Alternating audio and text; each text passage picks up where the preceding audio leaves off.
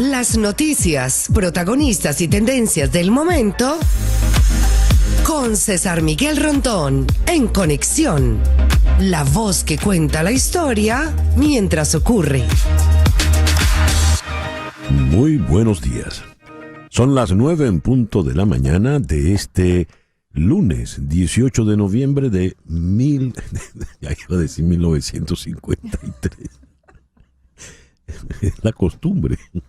Uno asocia 18 de noviembre y me viene esa fecha. No, hoy es 2024, 18 de noviembre del 2024. En este momento, a las 9 en punto de la mañana de este día, usted está sintonizando en Conexión por Éxitos 107.1 FM, la emisora del sur de Miami, territorio Éxitos. Usted también nos puede escuchar en su teléfono celular si descarga la aplicación Actualidad Media Group. Esa aplicación usted la puede descargar de manera gratuita en su celular. Y si usted entra en www.exitos107.com, además de escucharnos, nos puede ver. Es así como tengo aquí el saludo de Emilio Rojas desde Santa Catarina, en Brasil. Me saluda en portugués. Parabéns para você nesta data querida. Muitas felicidades, muitos anos de vida. Obrigado, Emilio. Javier Miguel nos felicita desde Barcelona, en España. Guillermo Useche, que me divierta mucho en el día de hoy, haré lo posible. Carlos Arteaga, Douglas Isturiz desde El Salvador, Henry William López desde ese gran iglú llamado Chicago, Hugo Boscán en mi aniversario y a los paisanos zulianos en el Día de la Chinita.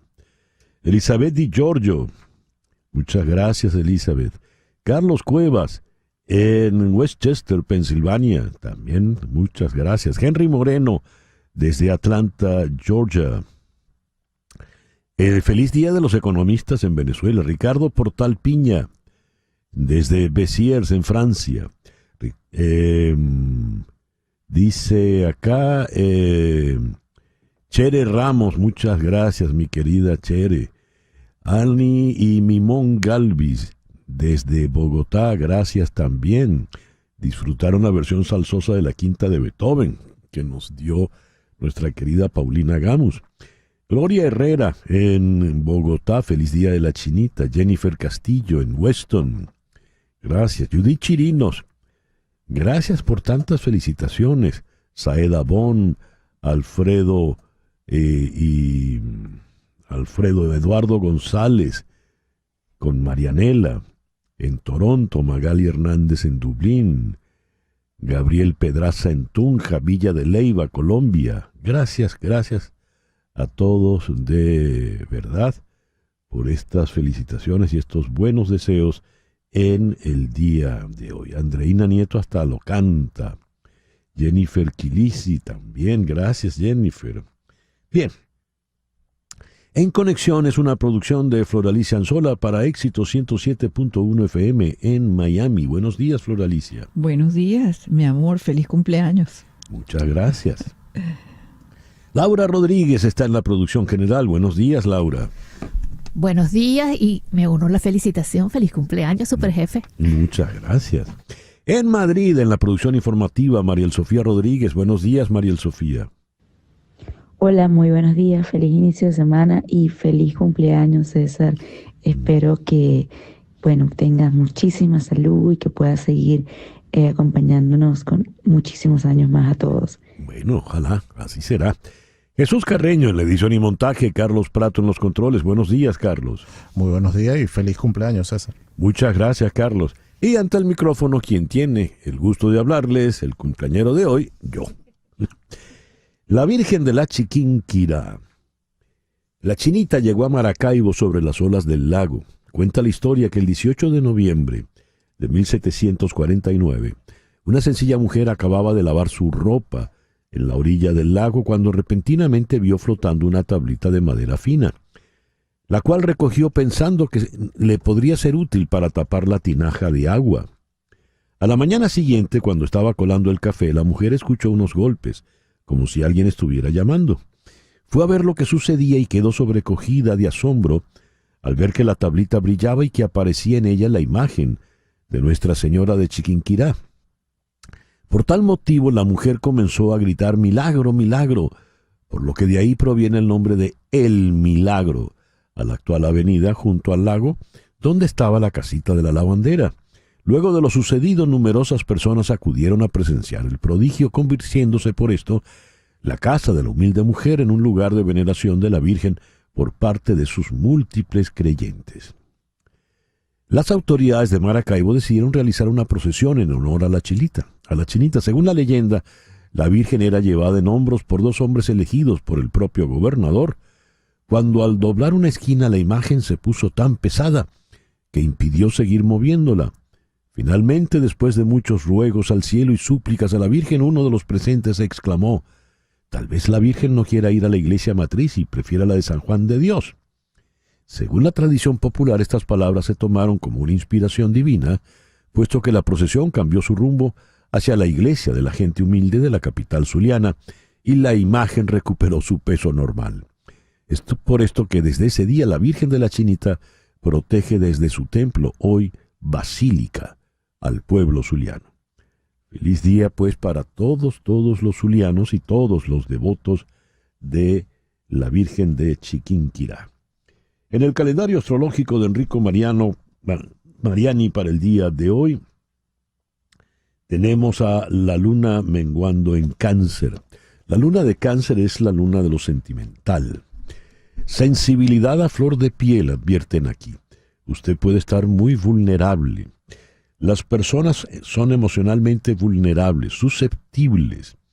Es una luna para los enamorados, es la luna de los sentimentales, es la luna propicia para todo lo que tiene que ver con los niños.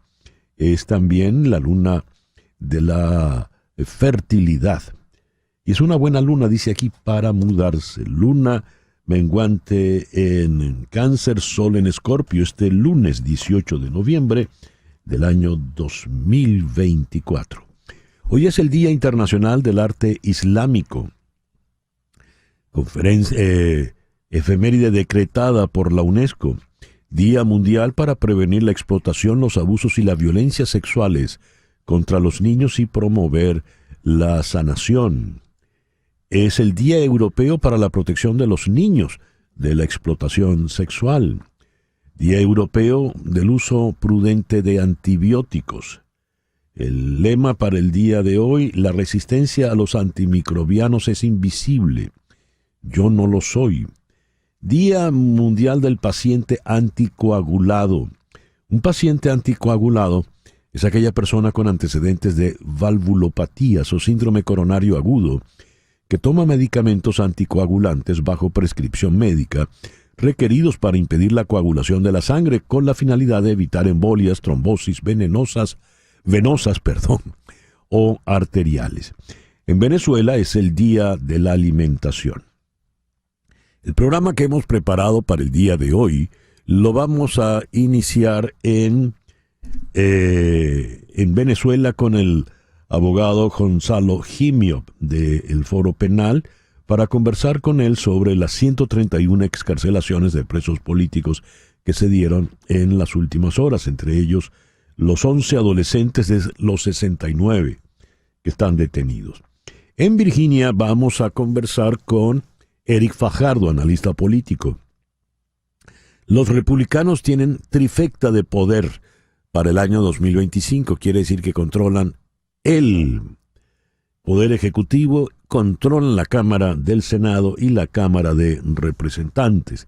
Nada puede limitar al señor Donald Trump.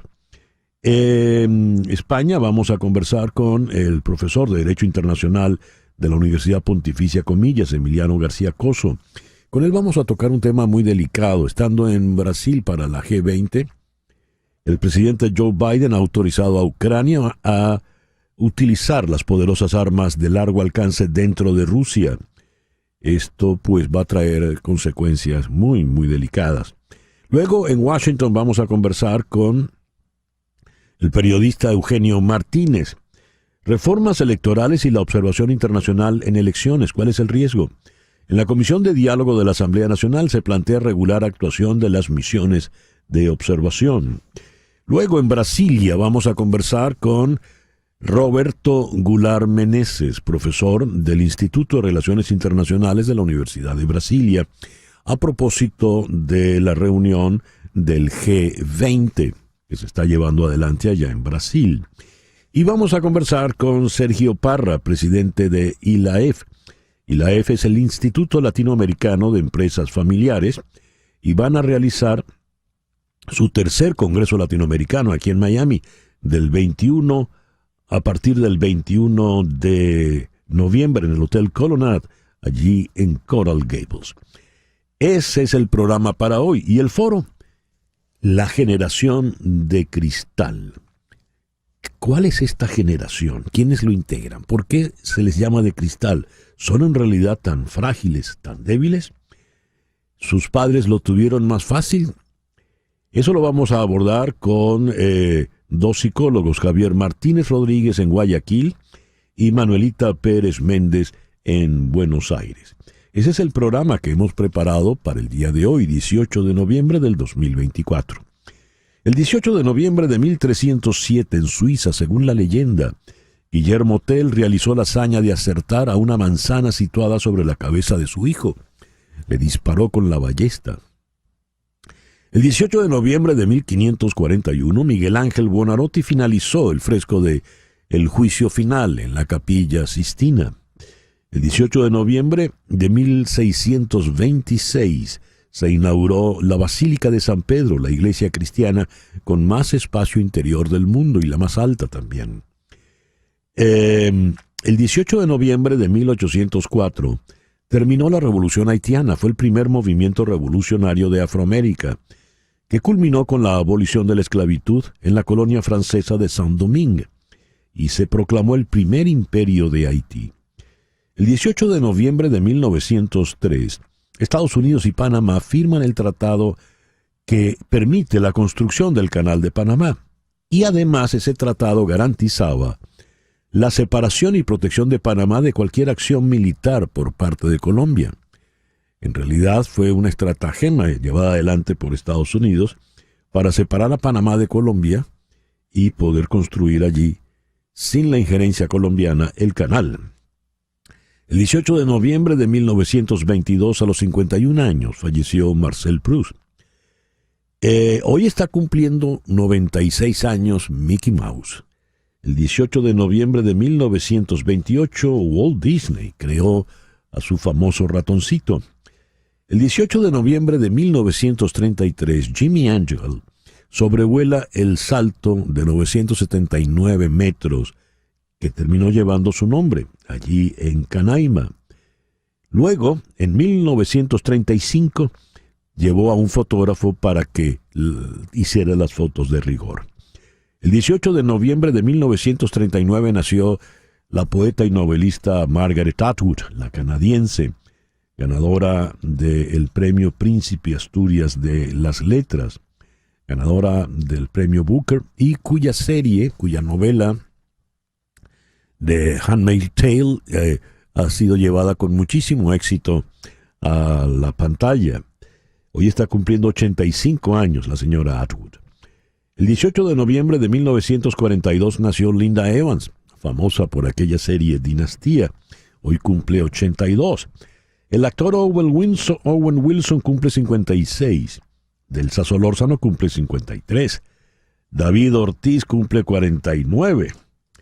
El 18 de noviembre del 2004, hace 20 años, fue asesinado Danilo Anderson en un crimen con un coche bomba que todavía a la fecha de hoy no ha podido ser desentrañado. Recuerdo a Isaías Medina, que era el fiscal en ese momento, que decía que tenía una camisa de fuerza que no le permitía decir la verdad. Pues como que sigue con la camisa de fuerza porque todavía no ha dicho nada. El 18 de noviembre de 1786 nació Carl Maria von Weber.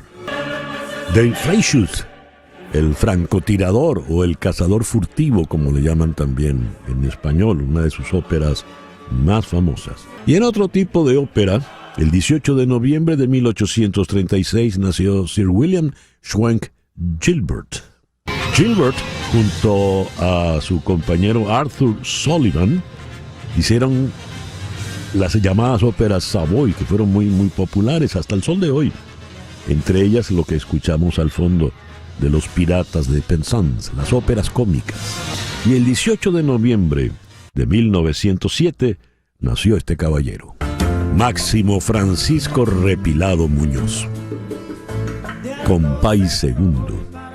A él se le llama Compay Segundo porque él se dio a conocer con el dúo Los Compadres, con Lorenzo Yerrezuelo.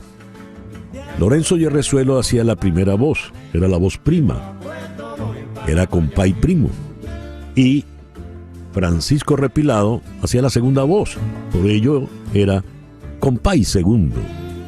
Falleció en el año 2003 a los 95 años y tuvo un segundo aire con tantos otros cuando se fundó el Buenavista Social Club, de donde estamos escuchando esta maravillosa versión de Chan Chan. El editorial con César Miguel Rondón. Voy a leer algo que escribió ayer Luis Carlos Díaz. Hay una situación alarmante con las liberaciones de niños y niñas presos políticos, y es que algunos les dijeron hace meses que si grababan videos autoincriminándose, tendrían beneficios procesales, pero no pasó. En su momento pocos accedieron. Otros fueron sometidos a torturas y malos tratos para obtener esos videos a la fuerza. Las madres lo denunciaron hace semanas. Los obligaron a decir frente a una cámara que habían recibido dinero para protestar, cuando en realidad muchos habían sido detenidos en sus casas o mientras caminaban por la calle durante la, entre comillas, pesca de arrastre que hicieron los oficiales para cumplir las cuotas de detenciones impuestas desde el poder. Ahora, durante esta semana de revisión de medidas, entre comillas, para liberar a un grupo de los más de 2.000 presos políticos, hay familiares que han recibido el mensaje de autoridades en los que indican lo contrario a lo prometido. Les dicen que como sus hijos confesaron los supuestos crímenes en esos videos autoincriminatorios, entonces no saldrían de prisión porque serían las pruebas que necesitan para mantener la narrativa oficial de que sí había jóvenes recibiendo pagos para manifestar. Algo que se sabe es falso. Acá es importante la acción de la sociedad venezolana, escribe Luis Carlos Díaz. La comunidad internacional y los mecanismos de protección, tanto diplomáticos como de derechos humanos, para no ser parte de la puesta en escena. Es necesario que Naciones Unidas, UNICEF, la Corte Penal Internacional y otros entes sepan, porque lo saben, que los videos obtenidos bajo coerción y tortura no tienen ninguna validez y los detenidos han sido sometidos a violaciones inaceptables para cualquier estándar del debido proceso. Detenciones arbitrarias, desapariciones forzadas, incomunicación, negación de defensa privada, imposición de defensores públicos que no los defienden, juicios telemáticos, imposición de cargos generales en casos de los que no son parte, vinculación de casos con otros detenidos a los que ni conocían ni se encontraban en el mismo lugar, falta de alimentos, falta de medicinas, falta de atención médica, falta de atención psicológica, falta de condiciones sanitarias, exposición a enfermedades como la tuberculosis. Hay brotes en muchas cárceles, riesgos de violencia sexual, censura en medios, extorsión económica contra sus familiares y otros horrores. Finaliza Díaz. Les han violado todos sus derechos. Así que tiene que haber un frente común que sostenga que las autoincriminaciones en este contexto no tienen validez procesal, ni pueden ser usadas en contra de los detenidos. Las madres y los presos se sienten estafados y engañados, porque lo que hicieron pensando que aliviaría su sufrimiento podría condenarlos para insistir en la mentira de la propaganda oficial. Esperemos que esta jugada se deseche y que igual que estas personas sean liberadas. Todos deben ser libres. Y suscribimos el llamado. Todos deben ser libres. Todos tienen que estar libres. Fueron liberadas 130 y tantas personas y algunos de los adolescentes presos. La mayoría porque son 2.000, siguen en la cárcel. 9:21 de la mañana, una pequeña pausa y ya regresamos con las noticias más importantes de este lunes 18 de noviembre del 2024. Esto es En Conexión, por Éxito 107.1 FM en Miami. Y a las 9:25 vamos con las noticias más importantes del día de hoy.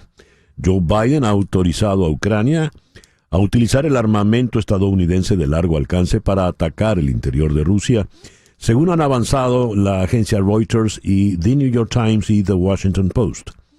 El paso representa un giro de gran calado en la política de Washington en la guerra, donde hasta ahora la Casa Blanca se oponía a que los ataques de Kiev se adentraran en territorio ruso por preocupación a que Moscú pudiera responder de manera contundente, incluso con armas nucleares. Según Reuters, que cita fuentes familiarizadas con el asunto, Ucrania planea llevar a cabo su primer ataque de larga distancia en el interior de Rusia en los próximos días. Utilizaría para ello los sistemas de misiles ATACMS que Estados Unidos comenzó a proporcionarle este año. Los ATACMS tienen un alcance de cerca de 300 kilómetros. El Times precisa que los proyectiles ucranianos se lanzarían contra objetivos rusos y norcoreanos para proteger a las tropas ucranianas que se encuentran en la región occidental rusa de Kursk. Medios franceses y británicos también adelantaron que París y Londres podrían permitir a Ucrania golpear objetivos militares dentro de Rusia con los misiles Storm Shadow y Scalp. Por su parte, el presidente Zelensky dijo: estoy profundamente agradecido a todos nuestros socios que nos apoyan con sistemas de defensa aérea y misiles. Se trata de un esfuerzo verdaderamente global. Cada vez que Rusia lleva a cabo este tipo de ataques, se pone de relieve lo importante que es que los socios no dejen sistemas como Patriot y otros abandonados en depósitos, sino que se los proporcionen a quienes saben cómo proteger vidas y los necesitan con urgencia. Aún no hemos recibido todos los sistemas necesarios de nuestros aliados, pero seguimos trabajando para lograr ese objetivo. Una vez que estos sistemas estén en funcionamiento, nuestra capacidad para repeler ataques será mucho mayor. Una cosa más, el plan para fortalecer Ucrania es el plan Victoria que presenté a nuestros socios. Uno de sus elementos clave es dotar a nuestro ejército de capacidades de largo alcance. Hoy en los medios de comunicación se ha dicho que hemos recibido la aprobación para emprender acciones relativas, pero los ataques no se llevan a cabo con palabras. Estas cosas no se anuncian. Los misiles hablarán por sí solos. Cita textual para Zelensky.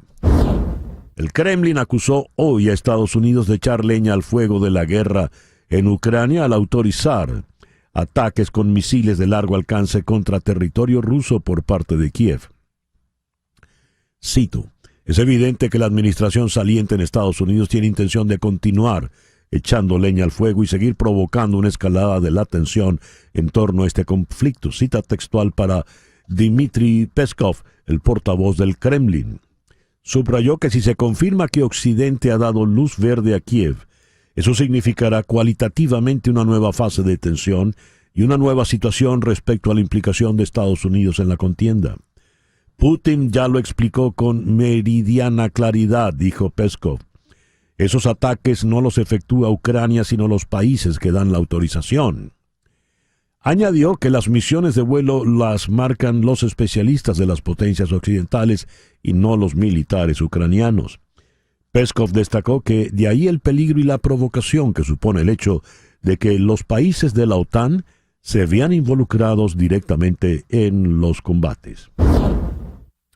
Donald Trump ha nominado para el Departamento de Eficiencia Gubernamental a Elon Musk, quien ha puesto en entredicho las afirmaciones de Volodymyr Zelensky sobre la postura de su país ante las opciones de negociación con Rusia. El multimillonario volvió a publicar un extracto modificado de la entrevista de Zelensky con la emisora Suspile, compartida en X, que decía: Estados Unidos no puede obligarnos a sentarnos y escuchar en la mesa de negociaciones. Somos un país independiente. Fin de la cita. Musk añadió sus propios comentarios diciendo: burlonamente: su sentido del humor, el de Zelensky, es asombroso.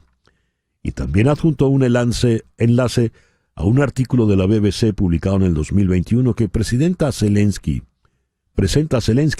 como un comediante que no tenía experiencia en política cuando fue elegido. El presidente Donald Trump anunció que Chris Wright, magnate del fracking y escéptico del cambio climático, será su secretario de Energía para reducir la burocracia y estimular las inversiones en combustibles fósiles.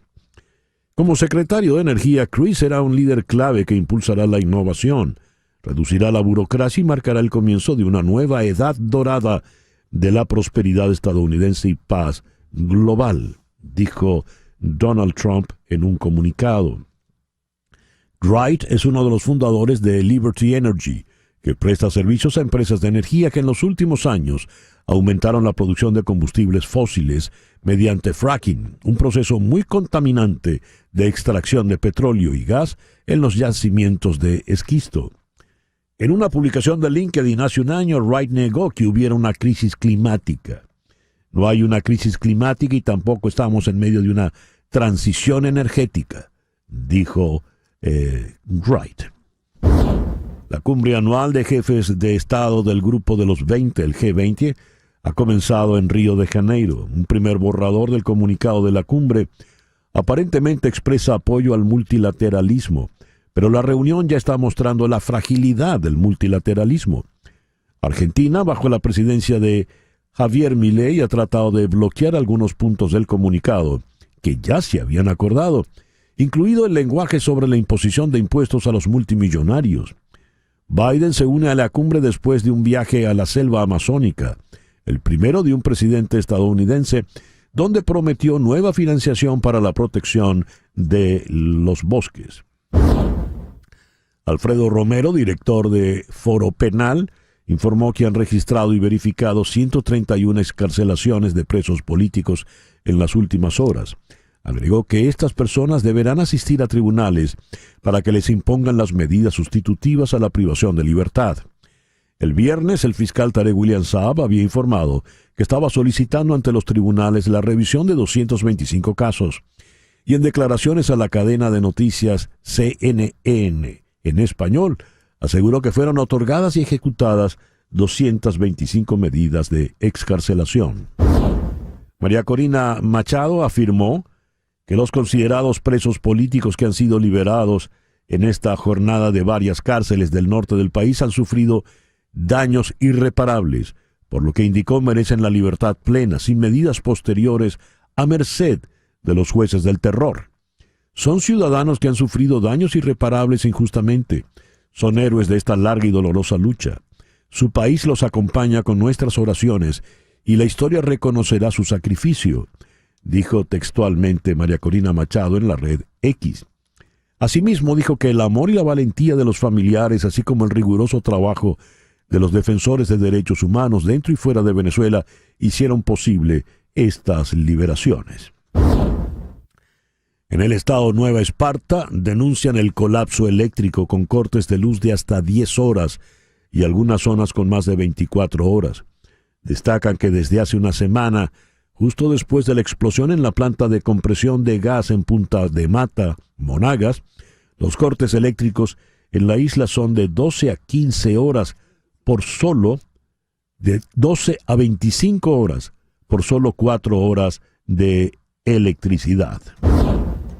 Tras la fuerte lluvia en horas de la tarde de ayer, en Caracas los desagües del Hospital Pérez de León en Petare colapsaron y se inundó el área de emergencias. Y cierro las noticias con este obituario que en lo personal me acongoja. Se nos ha ido el gran Jerry Whale. Jerry nació en Viena en 1939. A los 17 años llegó a Venezuela y se hizo un músico en Venezuela. Fue un gran pianista de jazz. Se interesó profundamente por la música venezolana. En los años 70 llevó adelante junto a Vinicio Ludovic, los hermanos Blanco Uribe y Edgar Saume, esa extraordinaria experiencia que fue la banda municipal. Luego hay que recordarlo porque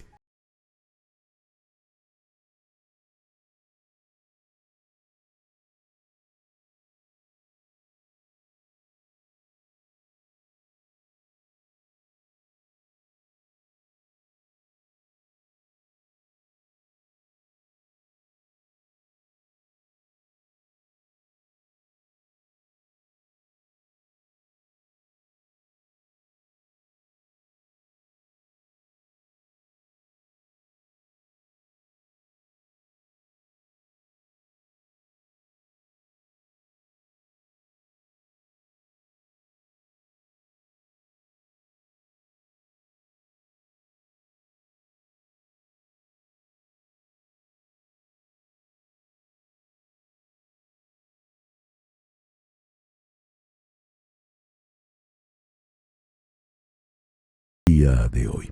Vamos a escuchar esto primero, Carlos. Gracias, Padre, gracias, mi Padre. Gracias, mi Padre adorado que me cumpliste. Gracias, Padre Celestial, por este momento. Gracias, mi Padre, gracias. Ay, mi hijo, ven. Llegó su recompensa. Yo estoy bien. Era más guapo.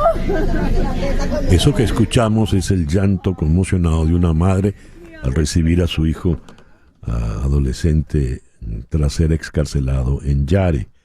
Esto es un padre en Tocuyito. ¿Cómo te amo, mi panita? No. ¿Cómo me hiciste falta, mi rey? ¡Ay, te amo! ¡Te amo, Dios! Somos valientes que todavía Fueron momentos realmente conmovedores, estremecedores. Vamos a conversar con el abogado Gonzalo Jimiop Santomé, del Foro Penal. Gonzalo, muy buenos días. Muchas gracias por atendernos en la mañana de hoy. Muy buenos días, César Miguel. Siempre un gusto estar con ustedes. Gonzalo, ¿qué balance haces de estas excarcelaciones? Bueno, lo primero que hay que decir es que este es un proceso que en este momento, mientras estamos hablando nosotros, continúa. Es decir, es algo que no ha culminado, es algo que todavía está en curso y eso evidentemente pues hace un poco difícil tener ya pues un balance definitivo de lo que está pasando. A esta hora, César Miguel, en Foro Penal hemos confirmado 143 excarcelaciones de presos por motivos políticos, todas ellas de las personas que fueron encarceladas en este contexto de represión postelectoral. En todos y cada uno de los casos hablamos de excarcelaciones y no de liberaciones, porque se les ha excarcelado bajo medidas cautelares. Esto quiere decir que los procesos penales en su contra continúan.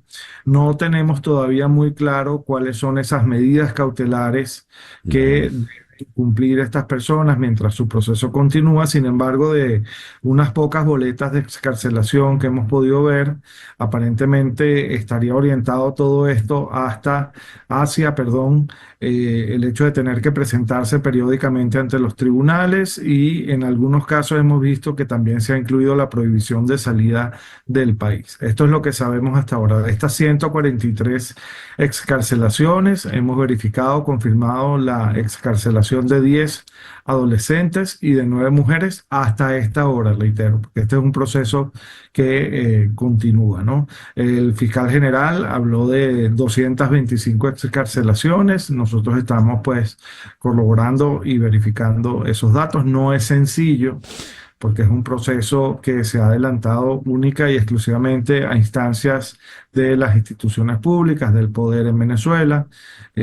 Ciertamente se trata de excarcelaciones que han nacido pues de la solicitud de revisión de las medidas que ha formulado el Ministerio Público, y en este contexto es que se han venido dando, pues, Sí. como se ha venido denunciando, los abogados, no solo privados, sino los abogados de ONG, distintos pues, de los defensores públicos, no hemos tenido en ningún momento acceso a los expedientes y esto hace pues un poco difícil esto de corroborar la Sí. información. Pero Sí. verificados hasta el momento 143 excarcelados. ¿Por qué tan pocos adolescentes si se estima que son 69 los que están detenidos? ¿Y por qué tan pocas mujeres?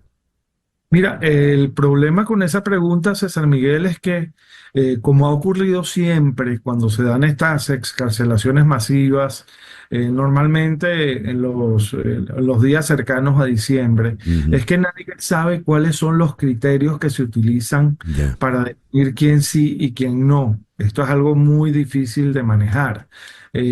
Fíjate que, por ejemplo, dentro de los adolescentes que han sido excarcelados, gracias a Dios, porque siempre lo digo, todo paso hacia la libertad, no importa quién lo dé, es un buen paso. Pero no están, por ejemplo, adolescentes que tienen condiciones de salud muy delicadas, Ujú. ni condiciones particulares. Siempre lo refiero, tenemos un adolescente de 17 años que está dentro del espectro autista, sigue encarcelado, no sabemos por qué.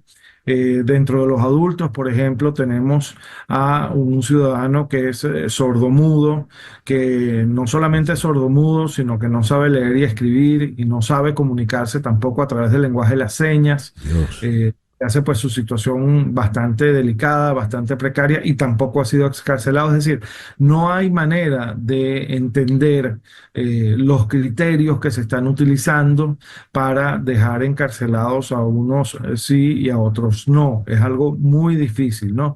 Y esto, por supuesto, sitúa sobre los hombros de quienes manejamos estos temas una responsabilidad muy complicada, que es la de tratar de traducirle, de explicarle a las personas que están esperando la libertad de sus seres queridos, qué es lo que está pasando. Y nos resulta muy complicado porque al final del día no se puede conocer, lo reitero, cuáles son los criterios que se están utilizando. Recibimos como buena noticia el hecho de que el mismo fiscal general ha dicho que este es un proceso que va a continuar. Todavía al día de hoy se están verificando casos y esperemos entonces que dentro de lo que se pueda sea la mayor cantidad de presos arbitrariamente por motivos políticos los que sean excarcelados antes de diciembre. Gonzalo, ¿por qué hablas de excarcelar y no de liberar? Porque excarcelar es sacar de la cárcel, liberar es exonerarte de toda responsabilidad. Como te lo decía al principio, una cosa es que a ti te saquen de la cárcel, pero te mantengan bajo un proceso penal cumpliendo unas medidas que eventualmente, si se incumplen, te pueden volver a llevar a la cárcel. Es decir, tienes como esa espada de Damocles así sobre la cabeza, esperando caer en cualquier momento. Y otra cosa muy distinta es hacer cesar el proceso y hacer cesar pues todas las consecuencias eventuales de ese proceso, liberarte completamente, darte la libertad plena. Es lo que nosotros siempre exigimos. Ya, ¿y por qué? supuesto, siempre va a ser mejor una libertad condicionada que un encarcelamiento, ¿no? Claro, Y por eso toda libertad es bienvenida, pero al final del día el esquema represivo lo que hace en estos casos es cambiar de cara, pero se mantiene. Ya. ¿Y a qué le atribuyes tú estas excarcelaciones en este momento? Bueno, yo siento que han pasado varias cosas. La primera es que ha habido una presión nacional e internacional muy fuerte. Es decir, el costo político de mantener a estas personas encarceladas pues es bastante elevado. Eso lo ha interiorizado de alguna manera el poder y esto pues ha generado de alguna forma esa voluntad de tratar de alguna manera de mostrar algún gesto magnánimo que refleje generosidad, que refleje apertura, etc. Eso es lo primero. Lo segundo es que se ha dicho poco, pero está ya aquí desde hace unos días, desde hace un tiempo, una delegación de la Fiscalía de la Corte Penal Internacional que se ha mantenido muy bajo perfil. Es difícil saber qué es lo que han estado haciendo, pero sí sabemos que tuvieron la oportunidad de visitar algunos centros de reclusión y nosotros pensamos que eso pues también ha podido tener alguna influencia en estos casos, porque verdaderamente la posición del poder cambió prácticamente de la noche a la mañana. día el poder, el señor Nicolás Maduro y todos los representantes del oficialismo decían que todas estas personas eran terroristas y que tenían que estar en la cárcel, y al día siguiente salieron diciendo, bueno, que Sí. reconocían que se habían podido cometer errores Ujú. y que esos errores iban a ser subsanados, ¿no? Entonces, nosotros pensamos que es una suma de cosas a la que también hay que añadirle lo que ha sido la gesta, porque no hay otra manera de calificarlo, de los familiares, de las propias Seguro, víctimas, de los seguro. madres, de los padres, de todas estas personas que han estado continuamente llamando la atención sobre estos casos, y que esto pues definitivamente ha tenido sus resultados, ¿no? Sin embargo, Sí. bueno, queda mucha gente todavía por excarcelar. Si nos guiamos incluso por las cifras que da la propia Fiscalía General, de los 1973, Ujú. 76, perdón, presos que teníamos al día viernes, al día de hoy quedarían en 1833. Es decir, Sí. todavía quedan muchísimas personas Por supuesto. por encarcelar, y esto equivaldría más o menos a un poquito más del 11% Ujú. de los presos políticos. No quiere decir esto que estas libertades no sean bienvenidas, ¿no? Ya. Pero siempre que se dan estas libertades, se dan con una especie de sabor agridulce, porque Ujú. uno celebra que unas personas ya pueden estar en sus casas, pero por el otro lado miras hacia la otra acera y te das cuenta Claro. de que todavía hay muchísimas personas que están injustamente encarceladas, que debieron también haber sido liberadas. Gonzalo, muchas gracias por atendernos en esta mañana. Muchas gracias a ti, César Miguel, un placer. Gonzalo Gimio, abogado, miembro del Foro Penal de Venezuela. 9:46, una pequeña pausa y ya regresamos. Vamos ahora a conversar con el analista político Eric Fajardo. Eric, muy buenos días. Muchísimas gracias por atendernos en la mañana de hoy. Hola, César Miguel, es un gusto, es para mí todo un privilegio estar en tu espacio. Muchas gracias. La trifecta, el señor Trump tiene todo el poder ejecutivo, tiene el poder en el Senado y tiene, por si fuera poco, la Cámara de Representantes. Y habría que ir más allá porque va a contar también con la obsecuencia de suponemos, de la Corte Suprema de Justicia. ¿Tendrá algún límite en el poder el señor Trump cuando asuma posición el 20 de enero? Bueno, esto de la trifecta es más un producto mediático y creo que colabora tanto la prensa liberal como la prensa conservadora. Ujú. Hay una intención de mostrar que Donald Trump, que ganó contundentemente, que ganó el voto popular y el colegio electoral, que controla, sí, su partido, el Senado y la Cámara, tuviese una suerte de poder absoluto, y republicanos y demócratas saben que no es así. Ellos saben que hay un margen respetable en el colegio electoral, pero que el voto popular difiere escasos 2 o 3 millones, en el caso de Estados Unidos, por supuesto, Ujú, ujú. no quiero desmerecer, pero escasos 2 o 3 millones entre Kamala Harris y lo que Donald Trump ha conseguido. Ujú. Eso no desdice el hecho de que el control del Senado es un control muy frágil, que por ejemplo ahora mismo el saliente senador de Pensilvania, Casey, está peleando e incidentando e incluso tratando de que los administradores electorales, que son todavía demócratas, puedan contar los votos que fueron descalificados por pifiados o por nulos, para lograr que esa ventaja que le saca el republicano de 25,000 votos o 26,000 pueda, digámoslo así, superarse y el volver al Senado. Es decir, esto es campo político, César Miguel. Esto es, en la lógica de Pierre Bourdieu, un espacio permanente de disputa en el que los resultados sí dicen bastante y no dicen todo. Entonces, yo diría que de donde estamos a control absoluto, muy relativo, yo esperaría resultados oficiales en Pensilvania. Esperaría ver qué hace todavía en los siguientes 60 días que es presidente Joe Biden, si es que termina siendo presidente y no pasa la posta a Kamala Harris, como muchos anticipan y además elucubran. Y esperaría si en ese tiempo no se van a tomar decisiones como la de ayer, por ejemplo, de retirar el seguro a los misiles nucleares o los misiles balísticos que tiene Zelensky en Ucrania con permiso para disparar sobre Rusia. ¿Y eso es factible? ¿Crees que Biden salga de la Casa Blanca antes del 20 de enero?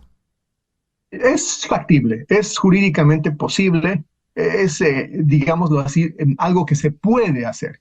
Sin embargo, el mismo Partido Demócrata no es una entidad monolítica, ¿no? El mismo Partido Demócrata tiene sus tensiones. La misma designación de Kamala Harris como sustituta o como reemplazante de Joe Biden fue hecha por Joe Biden, que era el único que podía escogerla, más como un presidente griego en su partido, y ahí es donde terminamos viendo qué es lo que sucede cuando de repente el otro día tienes una cena o almuerzo tan tenso entre los dos.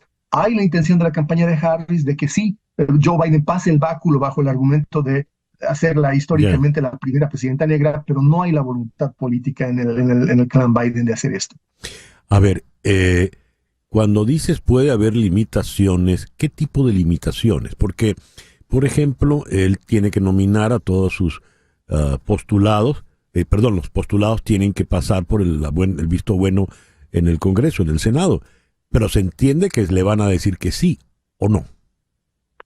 De hecho, hay tensiones dentro del mundo republicano incluso más intensas que con los demócratas, es decir, los rhinos o los republicanos de nombre solamente y el MAGA tienen tensiones todavía más intensas que con el mismo partido demócrata, con quienes, bueno, hay una clara diferencia ideológica. Dentro del partido republicano hay muchos de la línea de Mitt Romney, de los salientes de Mitch McConnell, mucha gente como el mismo John Thune, que pertenecen a grupos que no de buena voluntad están, digamos, sometidos a la idea de un Trump que decida las cosas, que siguen reclamándose parte de un cuerpo independiente y además que son políticos con aspiraciones presidenciales de ellos mismos.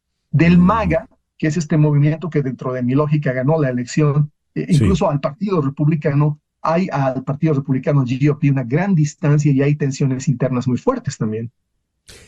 ¿Logrará imponerse definitivamente ante esas tensiones el señor Trump? ¿O lo ves difícil? Lo que Trump tiene es la base social, es decir, el apoyo de la base social muy fuerte, y creo que eso es en realidad lo que le va a permitir impulsar estos compromisos como el que logró. Se ha especulado que hubo una reunión el día que va al Congreso Trump en la que los 3 precandidatos a la jefatura del Partido Republicano en el Senado, los 3 precandidatos hicieron el compromiso de que sin importar quién saliera, iban a darle luz verde a las nominaciones de Trump para su gabinete. Ya. Eric, muchas gracias por atendernos en esta mañana. El placer es todo mío, como siempre. Eric Fajardo es analista político aquí en Estados Unidos, y ya Eric comentó pues la decisión de el presidente Biden de quitarle el seguro a las armas de largo alcance. La noticia la leíamos temprano. Biden autorizó a Ucrania a utilizar las poderosas armas de largo alcance en territorio ruso. ¿Qué consecuencias puede traer esto? Vamos a Madrid, allí está Emiliano García Coso, profesor de Derecho Internacional y Relaciones Internacionales en la Universidad Pontificia, comillas. Emiliano, muy buenos días de este lado y muy buenas tardes allá al otro lado del océano. Gracias por atendernos.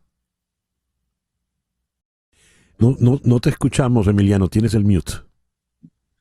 Muy buenos días, don César. Muchas gracias.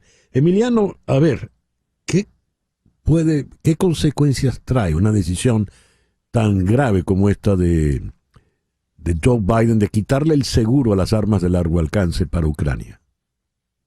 Bueno, en realidad es una reacción ante la inminencia de dejar en la administración, es decir, tiene 2 meses para cumplir con los compromisos que realizó a Zelensky, tanto de proporcionar armas como en su caso de eliminar esta línea roja. Se supone o se presume que este uso de misiles va a ser limitado a la zona del Kursk, en un intento de contrarrestar un poco la presencia de tropas coreanas aliadas de los rusos para tratar de reconquistar la zona del Kursk. Es decir, que realmente el impacto ya, primero, si es un impacto importante, llega tarde, y dudo mucho que sea importante, y segundo, es más bien una respuesta inmediata por parte de la administración Biden para cumplir los compromisos y tratar de reajustar un poco el desequilibrio que ha provocado los 10.000 soldados coreanos que presuntamente están en la región del Kursk. ¿Cuál podría ser la respuesta rusa, la reacción rusa? Bueno, la reacción rusa ya, como viene siendo habitual, amenazará con el uso o el incremento o la escalada del uso de armas tácticas para tratar de mediar, pero yo creo que hay un trasfondo que tiene que esperar a que Trump tome el poder el día 20 de enero y que vea cuál es el plan de pacificación que supuestamente traía bajo el brazo y que en 24 horas iba a solucionar el conflicto. Es decir, que no creo que llegue a más en tanto en cuanto tendrá que esperar a que Trump vea implante su plan de paz. ¿Por qué va a esperar Putin, una persona con sus características? ¿Tendrá alguna relación particular? ¿Habrá ocurrido alguna conversación ya previa con Trump? Bueno, eso no lo podemos saber a ciencia cierta, pero indirectamente seguro que por los mensajes que se han ido lanzando por las diferentes intervenciones se supone que hay un cierto compromiso de ver cuando tome el poder la posibilidad de sentar en la mesa, pero va a ser una mesa muy peculiar porque la principal víctima o la víctima no va a estar presente. De manera tal de que no lo ves tan delicado como se ha sentido de este lado del océano. No, porque yo creo que en un principio no va a superar el alcance de los misiles, son 300 kilómetros, y actualmente tiene una autorización de utilizar los 80 primeros, además ya están los misiles franceses Scalp, los Shadow Storm británicos, es decir, que realmente no va a tener un impacto tan relevante desde el punto de vista estratégico militar, sino simplemente para contrarrestar o dar también a Kim Jong-un una respuesta diciéndole, bueno, pues que sepas que tus soldados van a correr un peligro adicional. Ya. ¿Y podría haber alguna reacción por parte de Corea del Norte allá en su territorio? Bueno, yo creo que a Kim Jong-un lo único que le interesa es reforzar la alianza con Rusia para que le suministre tecnología militar y le ayude con su programa nuclear y espacial, y pondrá sobre la mesa los soldados que le pida a Putin, sinceramente. Ya. Emiliano, muchísimas gracias por atendernos en esta mañana. Muchas gracias. Buen día. Emiliano García Coso es profesor de Derecho Internacional y Relaciones Internacionales en la Universidad Pontificia Comillas. Nos habló desde Madrid. Son las 10 en punto de la mañana en Conexión. Una pequeña pausa y ya regresamos con el foro de hoy. En un momento regresamos con César Miguel Rondón en Conexión por Éxitos 107.1 FM. La generación de cristal. Bajo esta etiqueta han sido englobadas dos generaciones: los millennials y los centennials, también llamada generación Z. La metáfora es bastante clara y atribuye una supuesta fragilidad a aquellos jóvenes crecidos o nacidos entre tecnología del siglo XXI, a la hora de enfrentarse a los embistes de la vida adulta. La Fundación SM publicó hace unas cuantas semanas una radiografía de esta generación de cristal, porque más allá de la supuesta falta de tolerancia ante la frustración y las críticas, ¿qué características concretas tienen estas personas? ¿Se basan en datos objetivos o son meras interpretaciones de generaciones anteriores? Que existe un choque generacional, que se confronte lo nuevo con lo viejo, no es nada nuevo en la historia de la humanidad. ¿Son estos jóvenes realmente más débiles que los que les antecedieron? Ese es nuestro foro para el día de hoy. En Buenos Aires contamos con la participación de la psicóloga clínica Manuelita Pérez Méndez. Manuelita, muy buenos días. Gracias por acompañarnos. Buenos días. Un gusto, gracias. Y en la ciudad de Guayaquil, en el Ecuador, está el también psicólogo Javier Martínez Rodríguez. Javier, muy buenos días. Buenos días, César Miguel. Un gusto estar por acá de nuevo. Saludos a la audiencia. ¿Por qué se considera que estas dos generaciones, los millennials y los centennials, son una generación frágil, de cristal? ¿Es eso cierto? Vamos a comenzar con Manuelita. Bueno, en principio, como bien lo referías, estamos hablando de una etiqueta despectiva para referirse a ciertas características psicológicas que asociamos con fragilidad, como por ejemplo la baja tolerancia a la frustración, la dificultad para poder tolerar las críticas, una mayor conexión con su mundo emocional y por lo tanto también la dificultad para poder entender qué quieren, lo que les hace estar cambiando constantemente de metas, de proyectos o de abandonar proyectos ante la frustración. Entonces, ante esto se les considera de cristal, pero estamos hablando de un término peyorativo para referirse a ellos. ¿Tú qué opinas, Javier? Sí, yo estoy de acuerdo en el sentido que es esta etiqueta que se está usando, digamos, desde los mayores para despreciar un poco a las generaciones más jóvenes por estar rechazando justamente esta forma de ser, de caer mucho en el ofenderse, en la crítica, en la poca tolerancia, en la poca apertura a veces al diálogo y en el estar experimentando también ciertas condiciones de salud mental que sí están en aumento, que es otro de los escenarios en los que se usa mucho, que es cuando se ve que las tasas de diagnósticos de salud mental están aumentando en la población joven. También se nota por ahí. ¿Cuáles son estos problemas que están creciendo, Javier?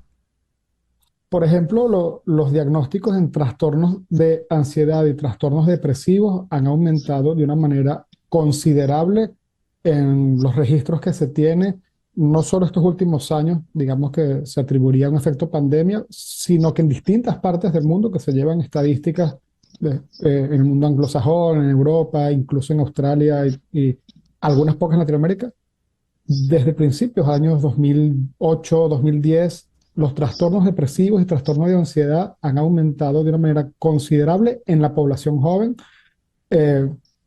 además aumentando mucho en la prevalencia que traían antes. La tasa de aumento es cada vez mayor. No es que es un aumento progresivo, sino que se ha disparado en los últimos años en estas poblaciones. Manuelita, ¿qué características tienen estas dos generaciones?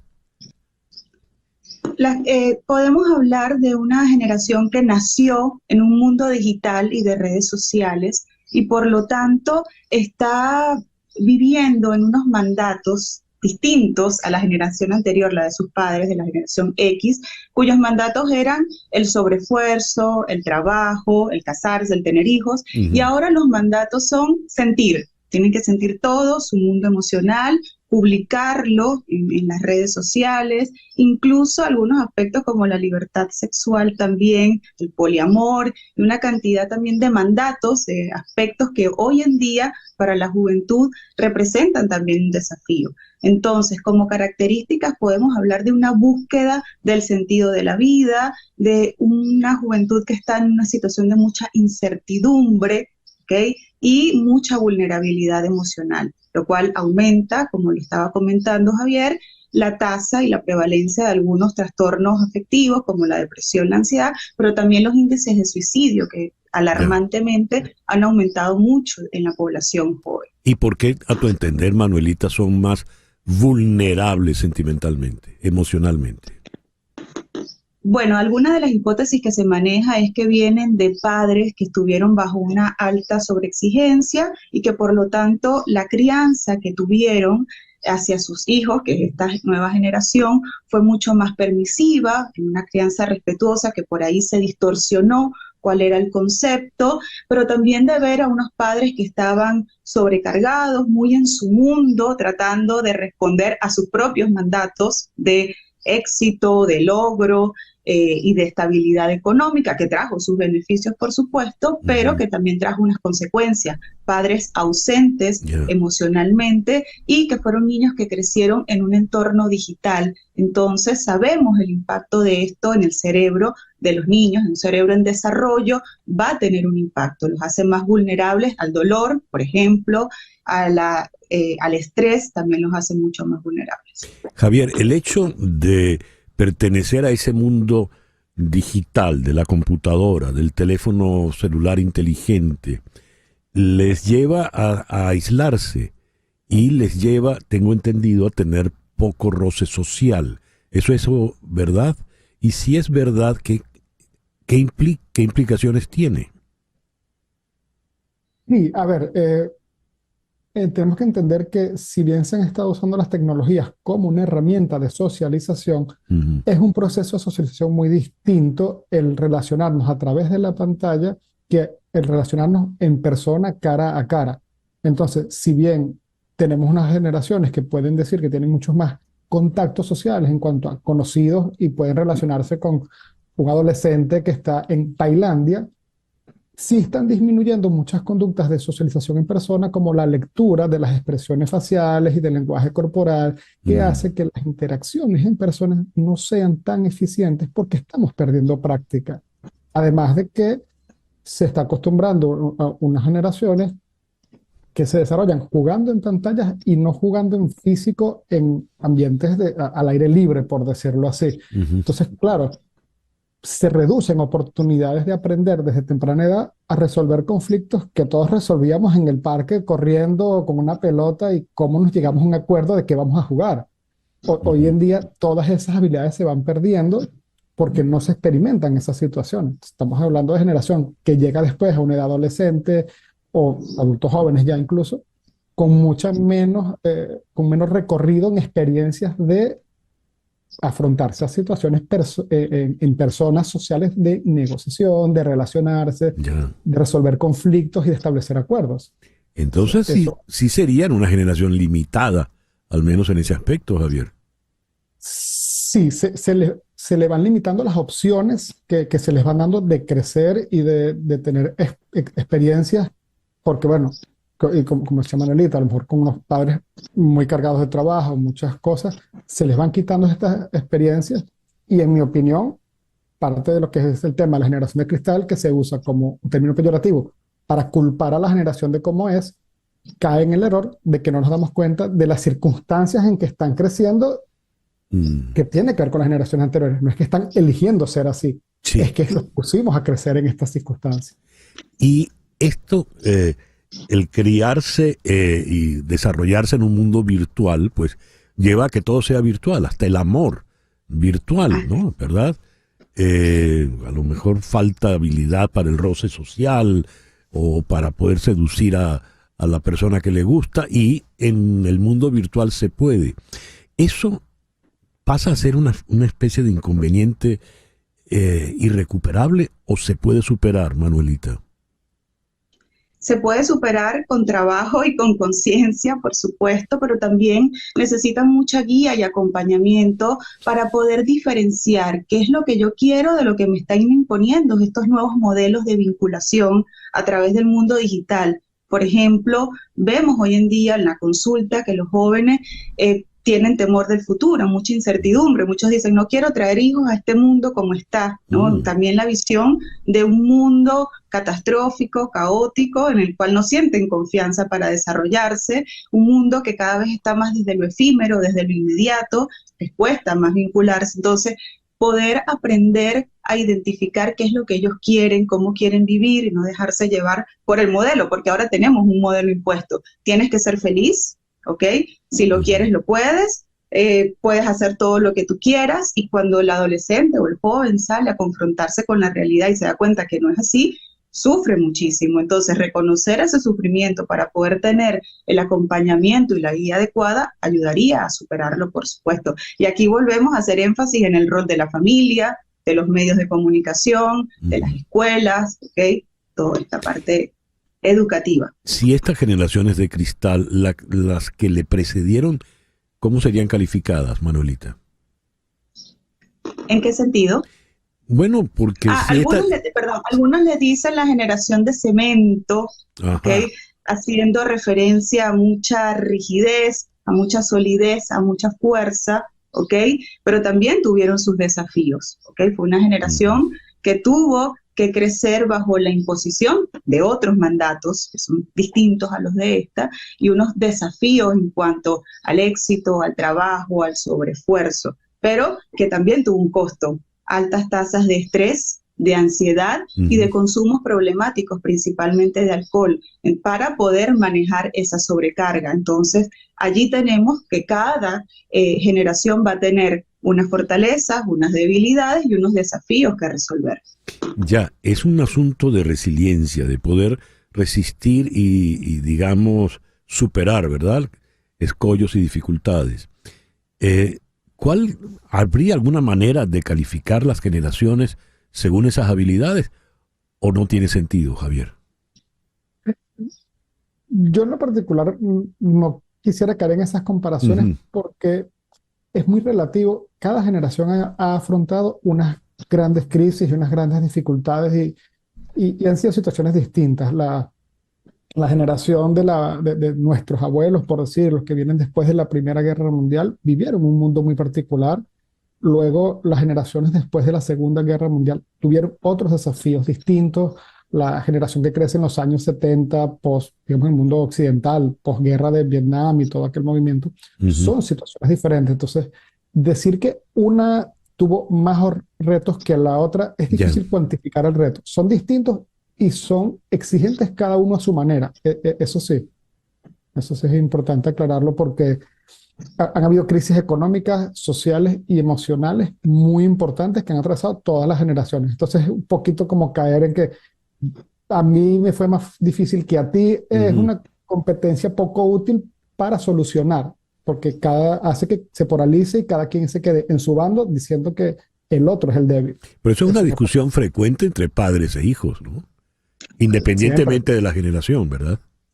Es una discusión tan antigua como el concepto de familia. Yo creo que Sí. todas las generaciones, en la Grecia antigua se consiguen comentarios de Platón, por decir, hablando de que los jóvenes están perdidos porque no respetan a la autoridad. O sea, esto es algo que ha estado toda la vida, siempre la generación anterior diciendo que el menor la tiene más fácil y no respeta. Ahora, Manuelita, comentaste algo sobre valores. ¿Qué tipo de valores alientan a estas dos generaciones, las llamadas de cristal, criadas en esos mundos virtuales de la computación? En buena medida estamos hablando del placer, la búsqueda del placer y la satisfacción personal, pero a veces al no tener unos modelos de identificación sólidos también se les hace difícil encontrar eso. Vemos mucho el no sé qué es lo que quiero y por eso son tan cambiantes también en sus proyectos, en sus relaciones, en sus vínculos. El otro valor tiene que ver con los medios ambientales, las causas sociales, la justicia social. Pareciera que tienen una mayor conciencia, sin embargo, uno de los retos es poder pasar de esa conciencia a la acción. Les está costando, como bien lo decía Javier, al estar en un mundo mucho más digital, poder traducir toda esa conciencia medioambiental y de justicia social en acciones concretas que representen un cambio también. Otra característica interesante de esta generación en cuanto a los valores es la sobriedad. Pareciera que están disminuyendo el consumo de alcohol, entonces pareciera que tienen una mayor conciencia de autocuidado, de bienestar y de conexión con sus propias emociones. Qué interesante eso. Se está bebiendo menos y a lo mejor hasta se drogan menos, ¿no? Bueno, eso es otro tema de discusión, pero el alcohol está disminuyendo el consumo en las generaciones más jóvenes, según algunos estudios. Qué interesante. El tiempo se nos vino encima, así que te voy a dejar, Javier, la palabra para concluir. Bueno, para mí la reflexión final va en el evitar caer en estas etiquetas peyorativas que nos distancian y más bien procurar diálogos de conversar y de entender las circunstancias para buscar soluciones que al final todos queremos, tanto las generaciones anteriores como las generaciones presentes. No ganamos con esto de decir lo negativo del otro. Yo creo que si bien es una generación que tiene algunas características difíciles, tiene otros potenciales muy grandes que también están presentes si los queremos ver y podemos sacarle provecho. Javier, Manuelita, muchísimas gracias a los dos por acompañarnos en esta mañana. Siempre a la orden, un placer. Un gusto, como siempre. Manuelita Pérez Méndez, psicóloga clínica en Buenos Aires, y Javier Martínez Rodríguez, también psicólogo en Guayaquil. Son las 10:20 de la mañana. Una pequeña pausa y ya regresamos en Conexión por Éxitos 107.1 FM en Miami. Son las 10:22. Toma nota de este número. 305-468-0044. 305-468-0044. Ese es el teléfono de María Trina Burgos, abogada venezolana que tiene más de 25 años de experiencia en temas migratorios aquí en los Estados Unidos. Como abogada está licenciada para trabajar temas migratorios en los 50 estados de la Unión y también en Puerto Rico, de forma que donde te encuentres ella podrá hacerse cargo de tu caso. Y si estás en Venezuela, llama a este número 0212-771-3040. 0212-771-3040. Esa llamada va a repicar aquí en Miami sin costo adicional. 305-468-0044, el teléfono de María Trina Burgosto, cuando todavía estaba fresca la herida por el varapalo electoral del 28 de julio. Jorge Rodríguez, en la Asamblea Nacional Venezolana, dijo de los observadores internacionales: vinieron a lo que vinieron, a dañar, maltratar, agredir. Yo propongo que nosotros hagamos una reforma de las leyes electorales de Venezuela para que nunca más ningún extranjero venga a tomar posición sobre nada que tenga que ver con las elecciones en Venezuela, ¿Por qué tienen que venir? ¿A cuenta de qué? ¿Qué tipo de capacidad tienen? Así dijo Iracundo. A raíz de allí viene la propuesta de las reformas electorales. ¿En qué ha parado ese proyecto? Vamos a consultar con un periodista experto en el tema electoral venezolano, como lo es Eugenio Martínez. Eugenio, muy buenos días. Muchas gracias por atendernos. Buen día, César. Un gusto escucharte. ¿En qué ha parado todo esto de Jorge Rodríguez? Bueno, lamentablemente la amplia mayoría de las personas, organizaciones que están participando en el debate de la Asamblea Nacional sobre reformas electorales, lo que han hecho es repetir lugares comunes sobre las leyes electorales y se han esforzado o centrado en tratar de justificar que para el año 2025 los partidos tienen que recibir financiamiento del Estado. Eso tal vez uno de los temas que está por debajo del interés de hacer la reforma electoral es darle algún tipo de legalidad entre comillas, a que el Estado financie las actividades de los partidos políticos que participen en las elecciones, especialmente los partidos que han sido cooptados por el Tribunal Supremo de Justicia, Acción Democrática, Primero Justicia, Voluntad Popular, etcétera. De resto, la mayoría de las cosas que se han dicho que se van a reformar son un sinsentido, empezando, por ejemplo, por la propuesta del diputado Oscar Ronderos de Acción Democrática de aumentar aún más el tamaño de la Asamblea Nacional. Ya se aumentó inconstitucionalmente en el año 2020 el tamaño de la Asamblea Nacional. Y de resto, casi todos los participantes en las comisiones donde no ha participado el CNE, vale decir, el CNE tiene iniciativa legislativa en este tema y no ha sido convocado a las reuniones de discusión de reforma electoral. Simplemente se han centrado en repetir que quien no reconozca los resultados del 28 de julio, pues no puede participar en las tres elecciones que se van a convocar en el año 2025.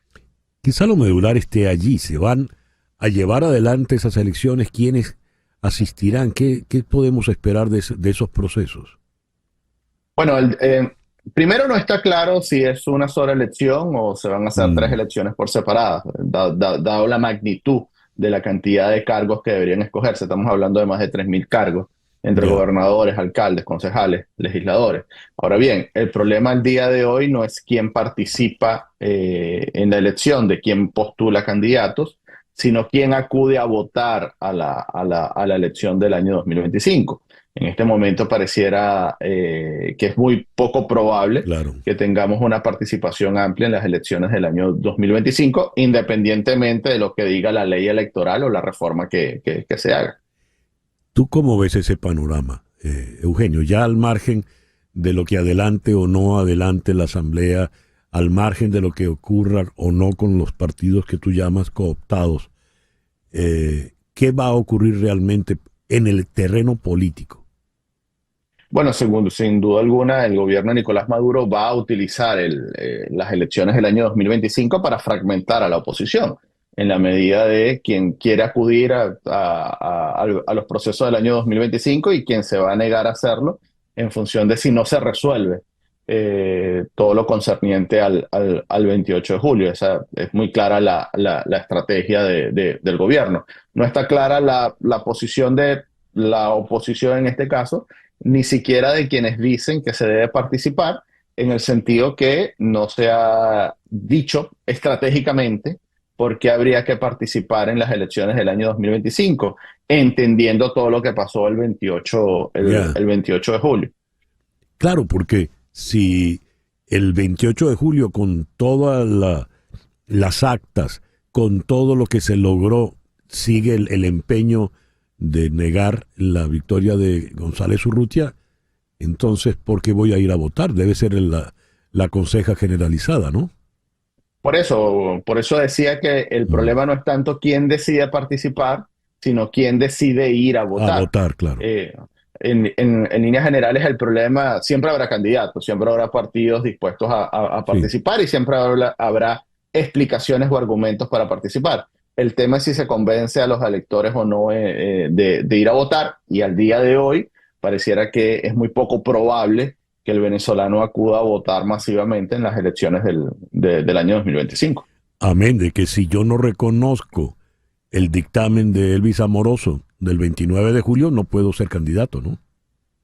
En teoría es una de las principales reformas que se van a instrumentar. ¿Y se implementará eso en definitiva, Eugenio? Bueno, no es la primera vez que desde el gobierno de Nicolás Maduro se hace tal comentario o se establece tal argumento. De hecho, en el pasado se obligaba a los candidatos a firmar un acta de compromiso de aceptar los resultados. Así que tampoco estamos en un escenario inédito o novedoso para la actuación del gobierno de Maduro. Eugenio, muchas gracias por atendernos en esta mañana. Saludos, César. Eugenio Martínez, periodista venezolano especializado en el tema electoral desde Washington. 10:31 de la mañana. Las noticias de este momento en Conexión Radio. ¿Qué noticia tenemos en este momento, Floralicia? Bueno, César Miguel, la Alianza Global contra el Hambre y la Pobreza, una de las prioridades de Brasil, fue lanzada hoy en la cumbre del G20 en Río de Janeiro, con la adhesión de 81 países y el objetivo de erradicar esa lacra en el año 2030. Cito, compete aquí a los presentes, a quienes están alrededor de esta mesa, la tarea impostergable de acabar con esta lacra que avergüenza a la humanidad. Estas son las palabras del mandatario brasileño Luis Inácio Lula da Silva durante la inauguración del encuentro de las principales economías del mundo. Todos los países del G20 suscribieron la iniciativa, salvo la Argentina del ultraliberal Javier Milei, aunque su adhesión está en negociaciones todavía, según dijo una fuente de la presidencia brasileña a la agencia France Press. ¿Por qué no se sumó Argentina? Bueno, están en contra del tema de imponer impuestos a los millonarios, y por otro lado también están en contra de parte de ese lenguaje a favor de la lucha contra el cambio climático. Entiendo, por lo que he podido leer hasta ahora, ha sido muy complejo porque habían aceptado una serie de palabras y adjetivos presentes en el comunicado, y a última hora y después de la visita que tuvo Milei aquí en Estados Unidos, en Mar-a-Lago con Trump, pues al llegar allá se empezó a anticipar el problema que iban a tener con el comunicado, con palabras que ya habían sido aceptadas, que estuvieran incluidas en él por Argentina, que ahora ya no son aceptadas. Bien, ya que entramos en este tema, Floralicia, vamos directamente a Brasil. Vamos a conversar con Roberto Goulart Meneses. Él es profesor del Instituto de Relaciones Internacionales de la Universidad de Brasilia. Roberto, muy buenos días. Muchísimas gracias por atendernos. Hola, buenos días. Un gusto hablar contigo y toda su audiencia.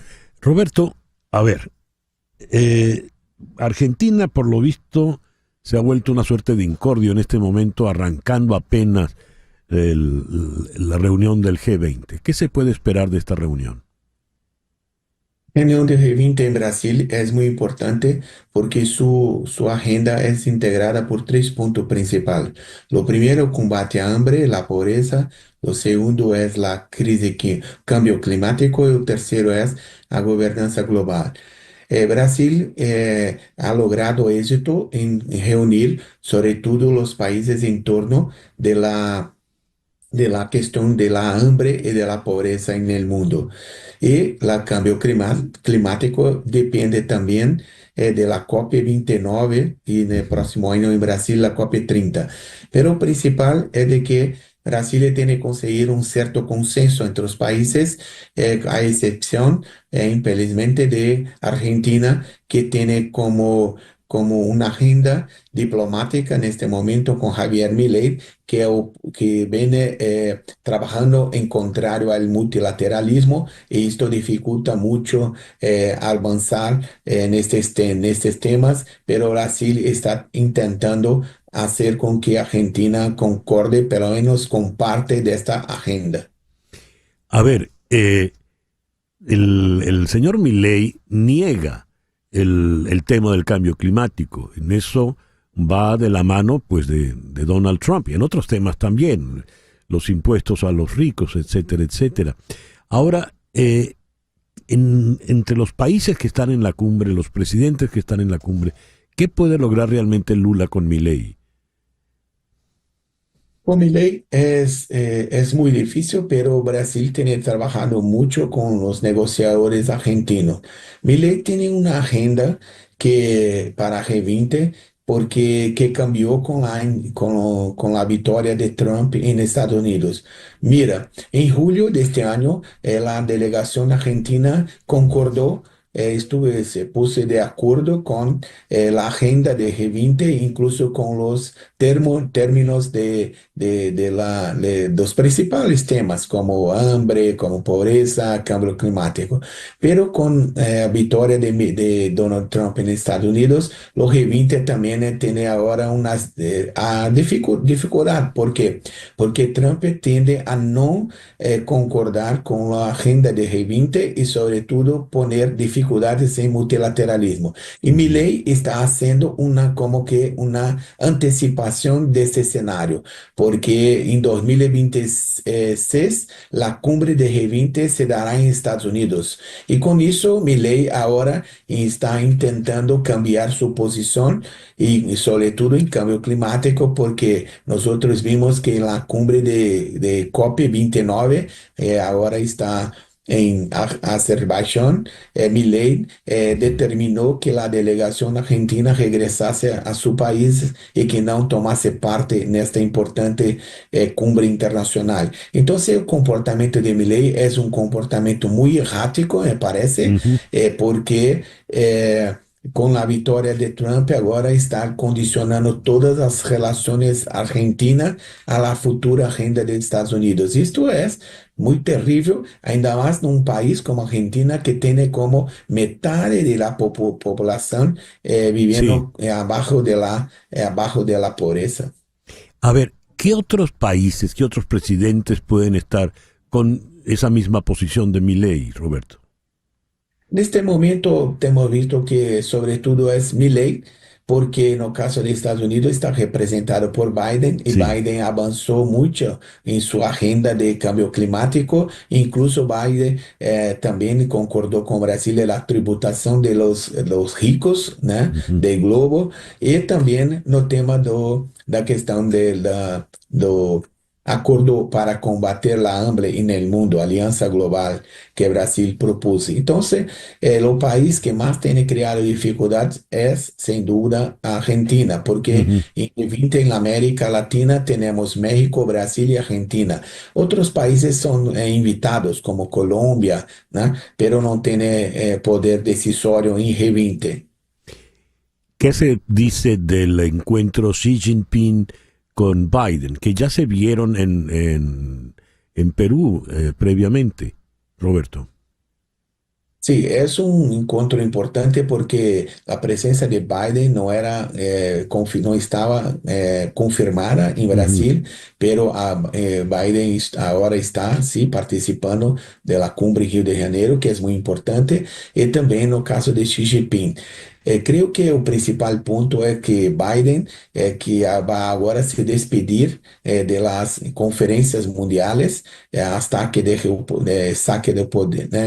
salga del poder en 20 de enero del próximo año. Entonces, este momento es importante porque Biden tiene un abordaje en relación a China, que incluso va a preparar ya China, porque con Trump la situación va a cambiar radicalmente y que Trump no quiere dialogar mucho con Xi Jinping o con autoridades chinas.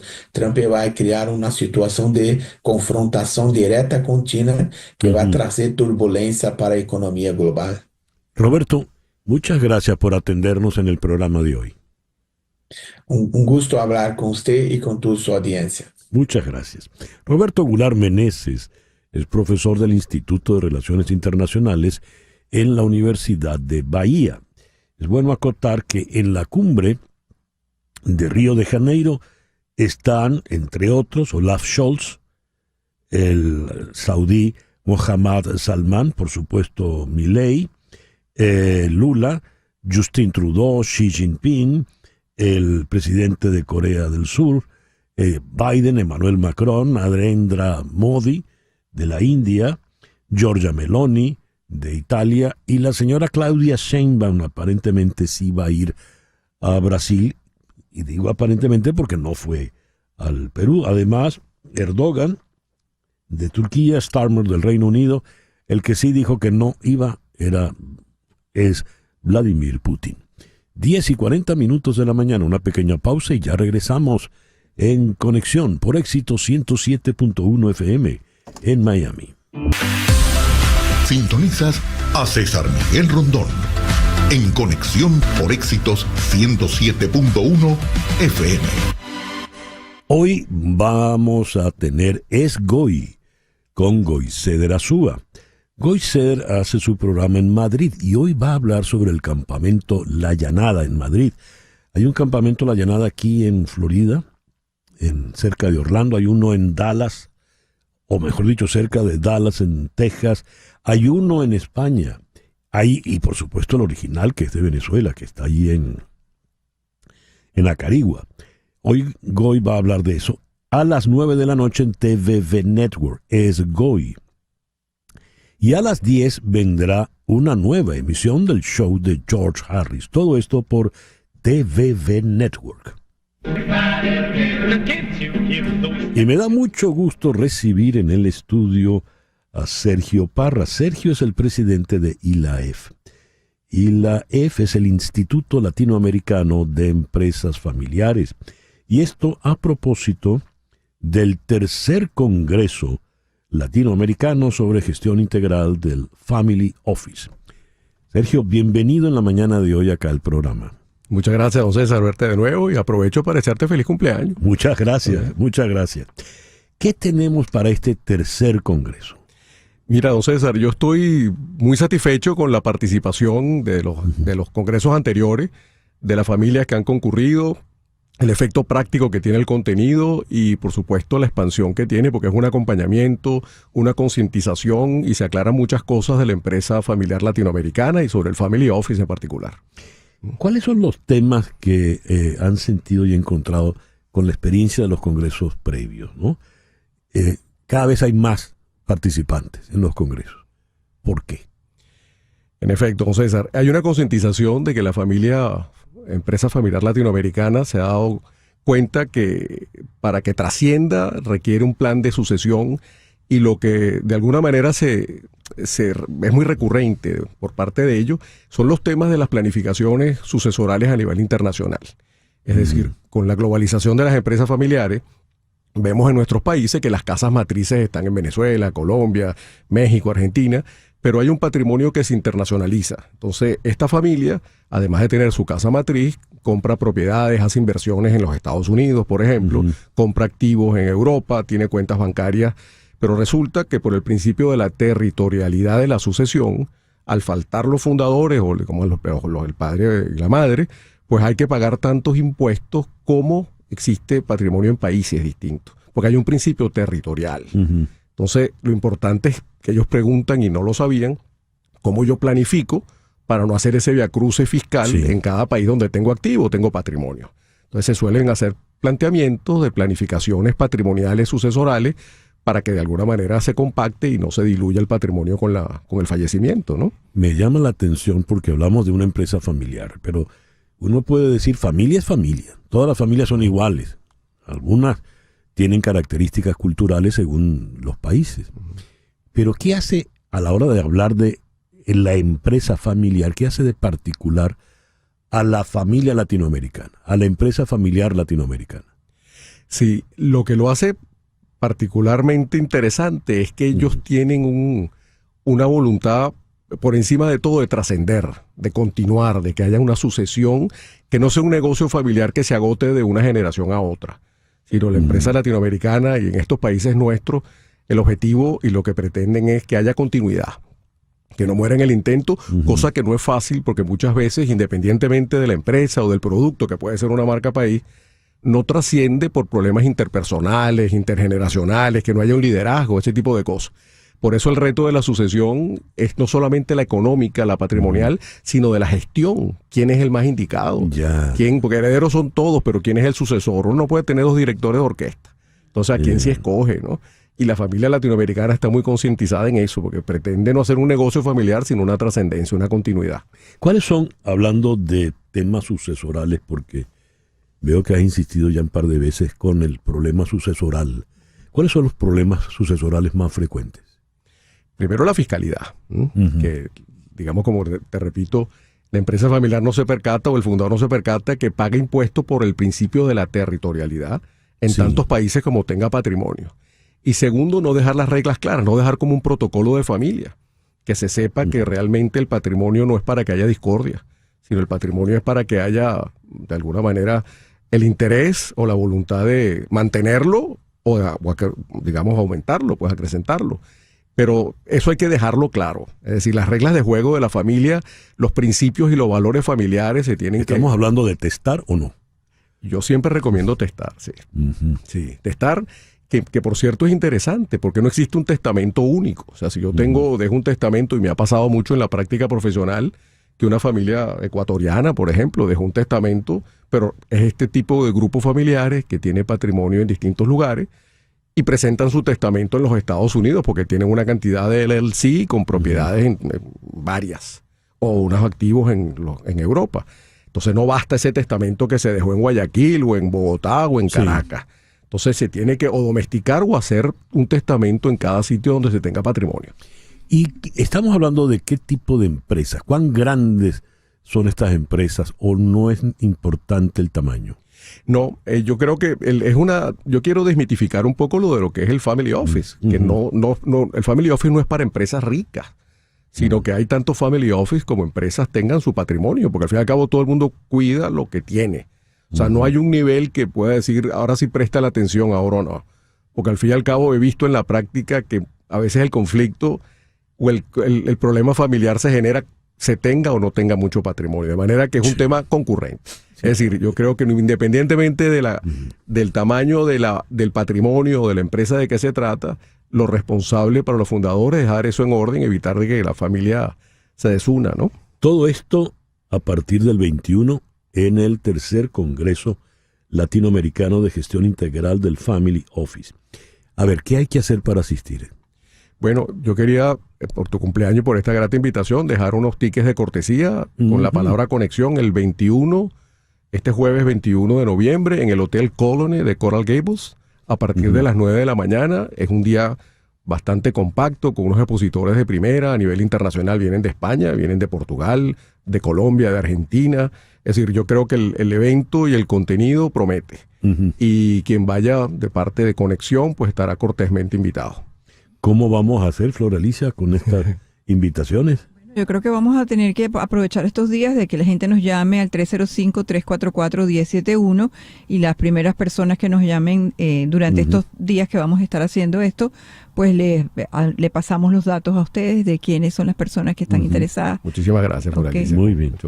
Invita entonces a nuestros, Sergio, por favor, a nuestros oyentes al Congreso. Bueno, para mí es un honor. Un año más hacer ya el tercer Congreso Latinoamericano sobre la gestión integral del Family Office. Así que en el Hotel Colony, este jueves 21, a partir de las 9 de la mañana, estoy totalmente convencido de que será de mucha utilidad tanto para las empresas familiares como los asesores y los consultores que gravitan en ella. Los espero y será un placer. Muy bien, allí estaremos. Gracias, don César. Gracias, Sergio. Sergio Parra es el presidente de ILAEF, el Instituto Latinoamericano de Empresas Familiares. Y ya son las 10:50 ¿Tienes o no? 10:52 minutos. Las noticias de este momento en Conexión Radio. Espérate que termine. Y ya para cerrar, ¿qué tenemos, Flor Alicia? Oye, César, algo que es importante comunicarle a la gente, y es que los CDC, los Centros de Salud de aquí de Estados Unidos, han sacado una alerta importante sobre una investigación que están haciendo de un brote de Escherichia coli en al menos 18 estados vinculados a algunas zanahorias orgánicas que ha provocado al menos una muerte. Las zanahorias en bolsas se vendieron bajo múltiples marcas, incluidas Greenway Farms, Sprouts, Trader Joe's, Wegman, Golden Gather y más, según el aviso del retiro. Al menos 39 casos de Escherichia coli se han relacionado con las zanahorias desde principios de septiembre, lo que ha provocado 15 hospitalizaciones y una muerte. Esto según los CDC. Las personas que han retirado zanahorias deben tirarlas o devolverlas a la tienda y limpiar las superficies que hayan tocado estas zanahorias, dijeron los funcionarios de salud. Dios. Bueno. tome sus previsiones. Así es. Gracias, gracias Floralicia. Son las 10:53. En Conexión fue una producción de Floralicia Anzola para Éxito 107.1 FM, con Laura Rodríguez en la producción general, Mariel Sofía Rodríguez en la producción informativa, Jesús Carreño en edición y montaje, Carlos Prato en los controles y ante el micrófono, quien tuvo el gusto de hablarles, César Miguel Rondón.